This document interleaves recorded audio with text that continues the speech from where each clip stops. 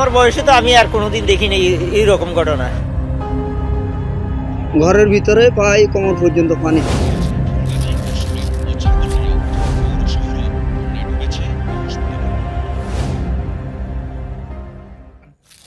আজকে দেশের পূর্বাঞ্চলীয় অঞ্চলসমূহকে প্রতিরোধ করতে হচ্ছে এক ভয়াবহ বন্যা পরিস্থিতি। অঞ্চলগুলোতে নদীগুলোর পানি স্বাভাবিকের চেয়ে বিপদসীমার অনেক উঁচু দিয়ে বইছে। পানির বিপুল স্রোত নদীর পাড় ভাঙছে, বাড়িঘর, গাছপালা, গবাদি পশু ভাসিয়ে নিয়ে যাচ্ছে, সাধারণ মানুষকে করছে ঘর ছাড়া। এমনও দেখা যাচ্ছে ঘরের চালের উপর দিয়ে পানি বইছে। হাইওয়ে সাধারণত একটু উঁচু হয়ে থাকে, ভিডিওতে দেখা গেছে হাইওয়েতে কোমর সমান পানি। সামাজিক যোগাযোগ মাধ্যম এবং লোকমুখে বর্তমান বন্যা সংকটের কারণ নিয়ে নানা ধরনের আলোচনা হচ্ছে। কেউ কেউ বলছেন ভারত বাংলাদেশকে না জানিয়ে তাদের ড্যাম খুলে দিয়েছে, সেজন্য এত পানি আসছে। কেউ আবার বলছেন তারা উজানে আন্তর্জাতিক নদীতে ড্যাম কেন বানাবে। কেউ বলছেন অধিক বৃষ্টির ফলে ত্রিপুরায় বন্যা হওয়ায় ভারত বাধ্য হয়ে ড্যাম খুলে দিয়েছে, না হলে তাদের ড্যাম ভেঙে যেত। কেউ কেউ আবার এও বলছেন এই বন্যার অন্যতম কারণ জলবায়ু পরিবর্তন। আমাদের বাংলাদেশ দক্ষিণ এশিয়ার মধ্যে সবচেয়ে নিচু অঞ্চল, অর্থাৎ আমরা ভাটির মানুষ। হিমালয় পর্বতমালা থেকে সৃষ্ট নদীর অনেকগুলো বাংলাদেশের ভেতর দিয়ে গিয়েই বঙ্গোপসাগরে মিলিত হয়। ভাটি অঞ্চল হওয়ায় এখানে বন্যা হওয়া স্বাভাবিক। তবে নদী গবেষক শেখ রোকন বেশ কয়েকটা গুরুত্বপূর্ণ আলোচনা আমাদের সামনে তুলে ধরেছেন। তার মধ্যে একটিতে তিনি লিখছেন, না জানিয়ে ড্যাম বা ব্যারেজ খুলে দিলে কি অসুবিধা, বন্যা তো এমনিতেই হচ্ছে, স্বাভাবিক বন্যা হতেই পারে, তাতে খুব একটা অসুবিধে নেই। কিন্তু যখন হঠাৎ ড্যাম বা ব্যারেজ খুলে দেওয়া হয় তখন সেই বন্যা বিপর্যয়কর হতে বাধ্য। স্বাভাবিক বন্যায় হয়তো 3 দিন ধরে পানি বাড়ে ও চলে যায়, কিন্তু ড্যাম বা ব্যারেজ খুলে দিলে 3 দিনের বন্যা 3 ঘন্টার ঘনত্ব চলে আসে। আর যদি ভাটির দেশকে না জানিয়ে ব্যারেজ ছাড়া হয় তাহলে বন্যা মোকাবেলা প্রস্তুতি ও দুর্গতদের উদ্ধার তৎপরতার সময়ও থাকে না, জান ও মালের ক্ষতি অনেক বেশি হয়। এবার সেটাই ঘটেছে। দেশের পূর্বাঞ্চলীয় এলাকাগুলো বিপুল ক্ষয়ক্ষতির সম্মুখীন হয়েছে। ফেনীর সাথে সারা দেশের যোগাযোগ বিচ্ছিন্ন হয়ে গেছে। হবিগঞ্জের শায়েস্তাগঞ্জে খোয়াই নদীর পানি রেল ব্রিজের পাটাতনকে স্পর্শ করায় সিলেটের সাথে সারা দেশের রেল যোগাযোগ বিচ্ছিন্ন হয়ে যায়। সারা বাংলাদেশের মানুষ ভারতের এমন আচরণের বিরুদ্ধে ফুঁসে উঠেছে। বিশ্ববিদ্যালয়গুলোতে প্রতিবাদ মিছিল দেখা গেছে। বিভিন্ন স্যাটায়ার, পোস্টার এবং কার্টুনে ছেয়ে গেছে সারা ফেসবুক। তথ্য উপদেষ্টা নাহিদ ইসলাম বলেন, সতর্কতা না দিয়ে বাঁধ খুলে ভারত ও মানবিকতার পরিচয় দিয়েছে।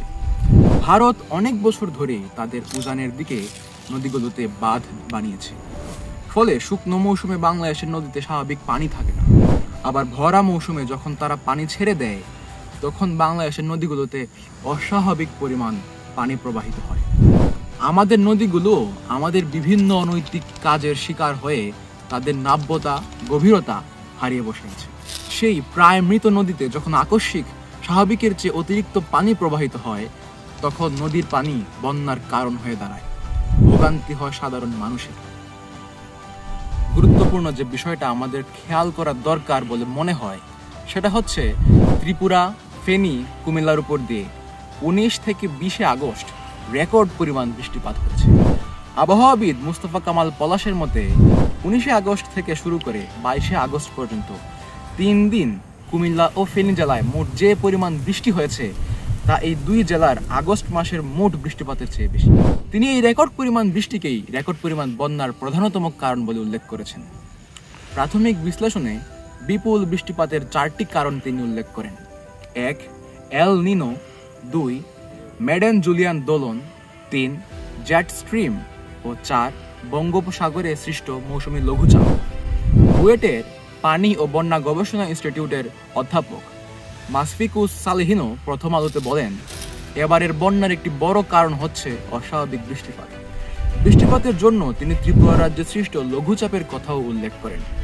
পরিবেশ বিশেষজ্ঞ আইনুন নিশাত সমকালকে বলেন, বিজ্ঞান ও প্রযুক্তির সঙ্গে রাজনীতির যোগসূত্র যাই থাক, পানি নিয়ে রাজনীতি আছে।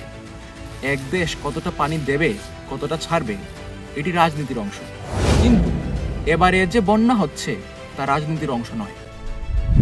আজকের বন্যার জন্য রাজনীতির দায় থাকুক বা না থাকুক, আখেরে ভুগতে হচ্ছে দেশের মানুষকে। এই বন্যা আমাদের জীবন এবং অর্থনীতির কতটুকু ক্ষতি করেছে তা এখন ঠিকঠাক মতো বলা যাচ্ছে না। যখন পানি নেমে যাবে তখন হয়তো তথ্য পাওয়া যাবে ক্ষয়ক্ষতির।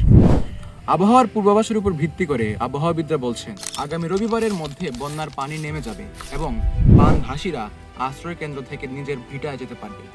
তবে আমাদেরকে প্রশ্ন করতে হবে, ভারত বাঁধের পানি ছাড়ার আগে বাংলাদেশের সংশ্লিষ্ট কর্তৃপক্ষকে বন্যার আগাম বার্তা দিয়েছিল কিনা। যদি বাংলাদেশের কর্তৃপক্ষ সেই তথ্য জেনে থাকেন তাহলে তার কি কোনো পদক্ষেপ নিয়েছিলেন, বা হঠাৎ যে রেকর্ড পরিমাণ বৃষ্টি হয়ে গেল, প্রযুক্তির এত উন্নতির পরেও আবহাওয়া অধিদপ্তর কি সেই বিষয়ে কিছু জানতেন? আমাদের বাংলাদেশের নবগঠিত সরকারের সামনে প্রতিনিয়ত নতুন নতুন চ্যালেঞ্জ এসে হাজির হচ্ছে। সরকার চ্যালেঞ্জের মুখোমুখি হলে নাগরিকও আক্রান্ত হয়, আবার নাগরিক আক্রান্ত হলে সরকারকেও নড়েচড়ে বসতে হয়। এই দুর্যোগময় সময়ে দেশের আপামর জনগণকে এক হয়ে বর্তমান এবং আশু পরিস্থিতি মোকাবেলা করা ছাড়া কোনো উপায় নেই। একতাই আমাদের মনোবল।